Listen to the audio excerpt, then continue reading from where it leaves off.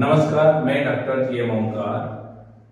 ISRPC news में आपका स्वागत है।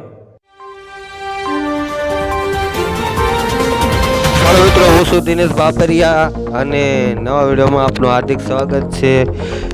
તો મિત્રો, ભાવનગર જિલ્લાના તળાજા તાલુકાના પીપલા ગામના બે યુવાનો સુરાપુરા ધામે ભોળા દર્શને જતા હતા ત્યારે માઢિયા પાસે ડમ્પરના ડ્રાઈવરે અડફેટે લેતા રમેશભાઈ મોહનભાઈ ગલસરનું સરકારી હોસ્પિટલમાં મૃત્યુ નીપજ્યું હતું। તેમની સાથેના એક યુવાન મુકેશભાઈ વશરામભાઈ ગલસરને ગંભીર ઇજાઓ થતાં પ્રાઇવેટ હોસ્પિટલમાં સારવાર માટે દાખલ કરેલ હતા। તેમાં દલિત સમાજના પીઠ આગેવાન અને રાષ્ટ્રીય દલિત મંચ અધિકારના માવજીભાઈ સરવૈયા સહિત આગેવાનો હોસ્પિટલમાં ગયેલ હતા।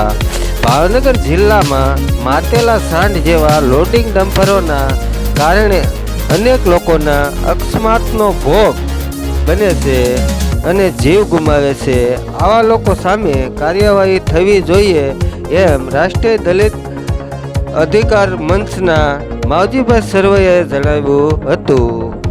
તો મિત્રો, નવા વિડીયોમાં ફરી મળશું એકવાર। જય હિન્દ, જય ભારત।